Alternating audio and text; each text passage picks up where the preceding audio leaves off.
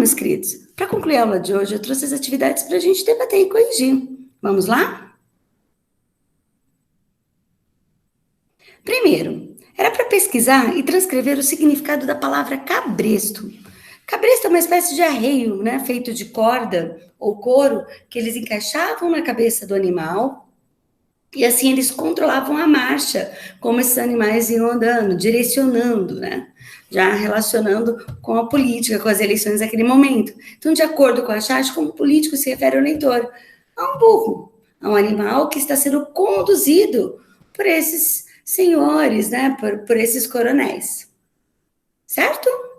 Essa era mais fácil. A outra era um pouquinho mais trabalhosa, mas eu achei muito importante colocá-las para a gente conseguir completar o conteúdo e entender o que foi essas duas grandes revoltas que aconteceram no Brasil. Eu pedi para vocês fazerem um quadro comparativo entre a revolta de Canudos e a revolta de Contestado. Então eu até puxei aqui, fiz um quadrinho para a gente comparar e anotar esses pontos principais. Então vamos lá. Primeiro, o local que aconteceu a Guerra de Canudos.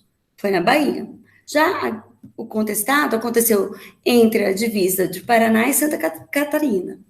Ambas foram consideradas revoltas de cunho messiânico. Por quê? Porque elas tinham líderes que estavam relacionados à religião.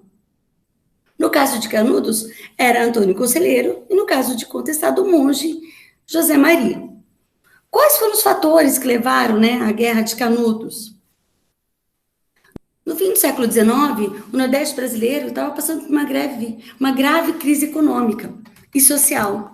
Os latifúndios eram improdutivos, havia constantes secas, né, desemprego, miséria, e aí, para ajudar, surge esse fanatismo religioso.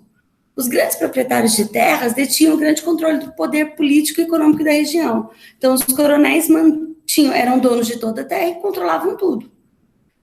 Com isso, vem Antônio Conselheiro, né, um messiânico, como eu falei para vocês, e consegue adeptos. As pessoas estavam tão cansadas da pobreza, das péssimas condições de vida, que acabam seguindo ele. E aí, um dia que foi lançados os preços, né, com relação aos impostos, eles arrancaram e queimaram os editais de cobrança de impostos. O governo não gostou nada disso, é claro. Depois, eles juntaram, né, um grupo grande e se dirigiram a uma fazenda no interior da Bahia, uma fazenda que estava abandonada. E ali eles criaram uma comunidade. Nessa comunidade, eles passavam o dia rezando, trabalhando, né, produzindo a terra. E ali tudo que era produzido pertencia a todos, né, sem problema de desigualdade. Mas essa ideia começou a afrontar os latifundiários, né, os grandes donos de terra, porque ficaram com medo de outras pessoas quererem aderir. Como que acabou, né? Como que terminou a Guerra de Canudos? Eles ficaram tão fortes, eles se armaram, se prepararam para as invasões, e o governo mandou 4 expedições para tentar acabar com Canudos. Só na quarta que eles conseguiram. E mandaram mais de 5.000 homens, né, para conseguir acabar com a resistência. E no dia 5 de outubro, né, as tropas federais invadiram e mataram boa parte dos homens. Eu trouxe aqui até para vocês uma imagem que mostra, né, esse é o Antônio Conselheiro. Você vê o altar que está na mão, né, os seguidores junto com ele. E aqui uma foto que foi retirada depois das mulheres que sobreviveram, né, à Guerra de Canudos. Voltando lá, vamos entender quais foram os fatores que levaram ao conflito, né, ao Contestado. Primeiro, foi um conflito político, econômico e social na região. Estavam construindo uma estrada de ferro que saía do Rio Grande do Sul e o objetivo era ir até São Paulo. Só que as pessoas que viviam na região onde ia ser construída essa estrada de ferro, elas foram expulsas, né? E eles viviam de subsistência, do que eles produziam, agricultura de subsistência. Foram expulsas sem dar nenhuma satisfação, sem ajudá-las. E depois, com o fim da construção, os trabalhadores que foram trazidos de outras regiões para construir essa estrada de ferro foram abandonados também. Não tinham mais emprego, não tinham apoio para voltar para suas casas.